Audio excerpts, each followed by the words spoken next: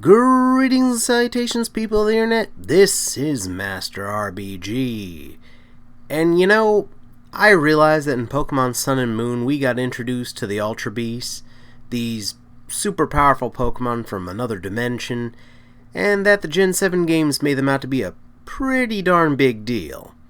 But with a couple of exceptions, I don't really feel that they're really something to worry about. Except Guzzlord. Because, seriously, do I even need to say anything? Look at the guy. Now, aliens on the other hand, now that's something to worry about. The Pokemon world has been infested with extraterrestrial beings since day one, and nobody seems to be concerned about it, even though most of them are extremely dangerous and pose a clear and present threat to humanity.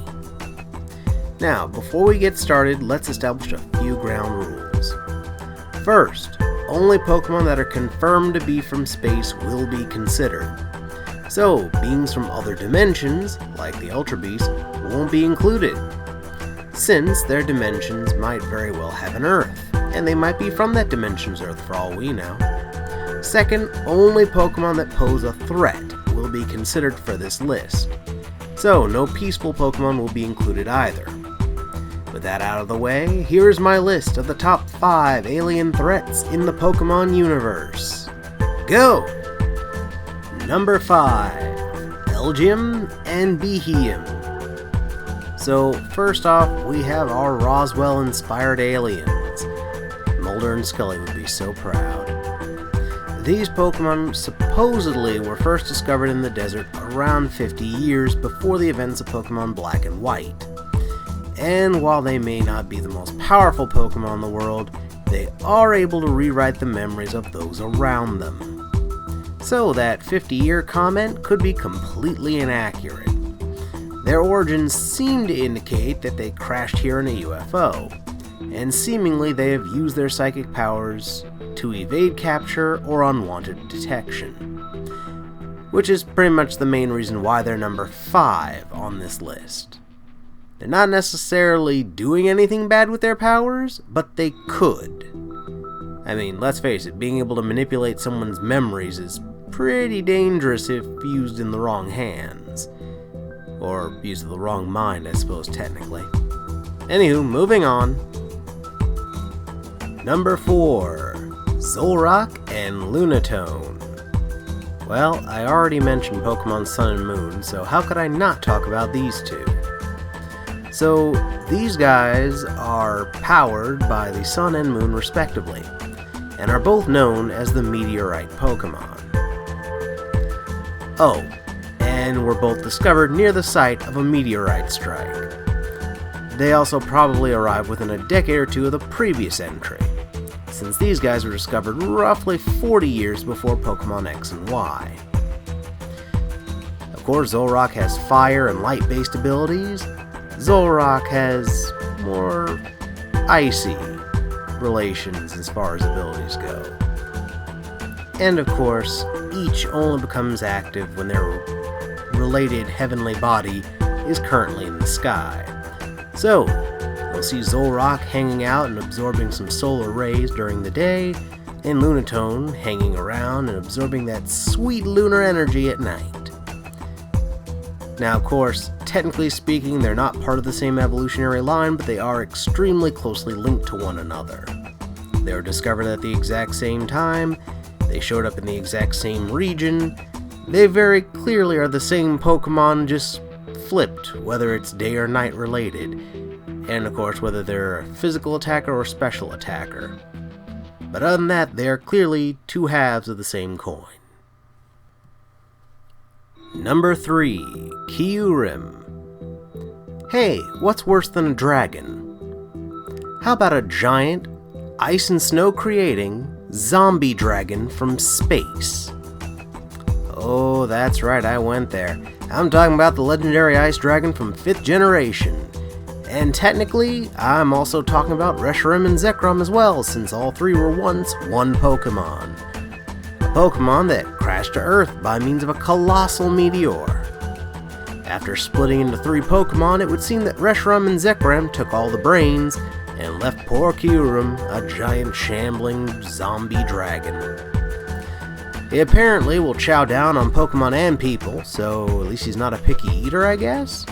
He also creates devastating ice storms and can flash freeze a fairly wide area. The only reason he isn't higher on this list is because that 1, he doesn't seem bright enough to leave the crater he lives in, much less capable of a proper invasion. 2, his threat level is offset by the fact that the other 2 dragons that were once part of him seemingly are benevolent. And 3, there's only 1 of him. Number 2, Deoxys. Now, to be fair, this Pokemon was pretty upfront about being an alien. There's nothing all that terribly subtle about him. Although he might actually be a harbinger of something far worse than the other Pokemon on this list. This Pokemon was originally an alien virus that was inside a meteor. We keep coming back to meteors, don't we? And only became a Pokemon after getting hit by a laser, which caused a dramatic chain reaction that led to the virus mutating into a Pokemon. Now, viruses infect things. That's just their nature.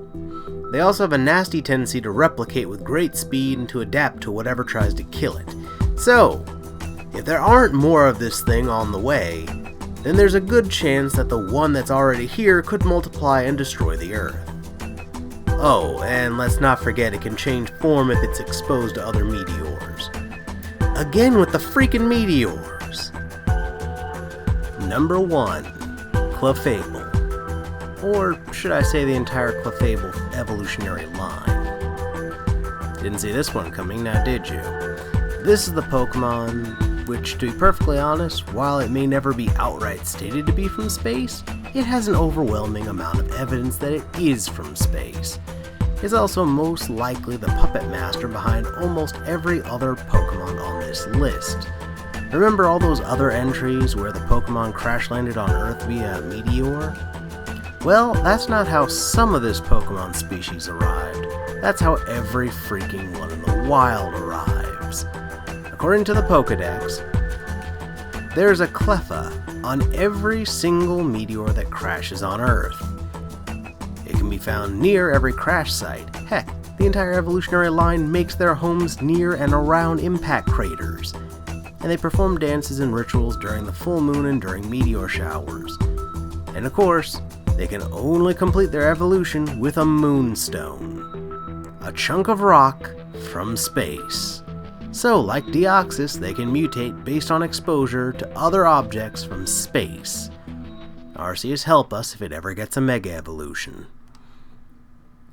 Much like Lunatone, Clefairy has the ability to absorb lunar energy, although this seems limited to only being able to do so during the full moon.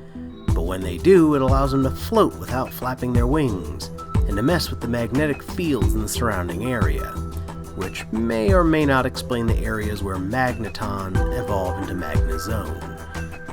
It also might explain why Magnezone looks like a UFO, but that's more speculation than anything.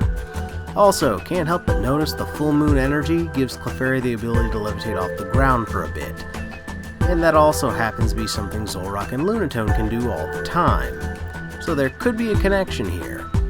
Pokedex also confirms that Cleffa has a strange affinity with anything resembling a star or a meteor, like Minior, or, of course, our favorite pair of rock psychic Pokemon, Zolrock and Lunatone, which both resemble meteors and heavenly objects at the same time.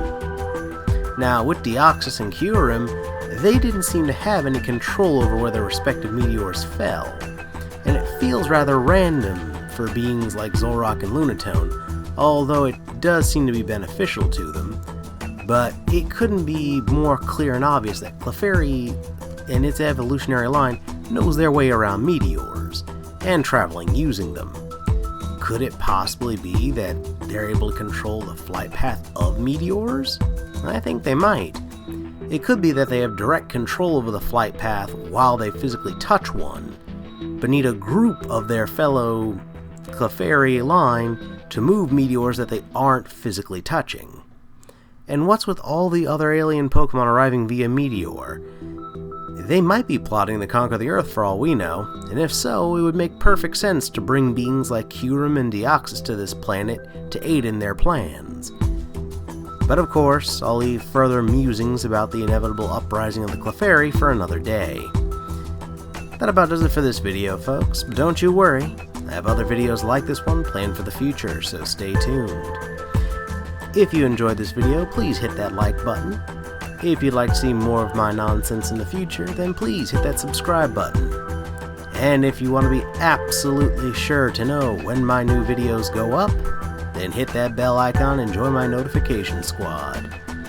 And if you'd like to see some other videos by yours truly, then how about these? Over here, you can check out my review from last week for Stick It to the Man. And over here, you can check out another Pokemon video I did about the top 10 evil teams in the Pokemon universe. Check out either one, they're both fantastic, just like you guys have been. Anywho, that does it for me this time, guys. This is Master RBG, signing off.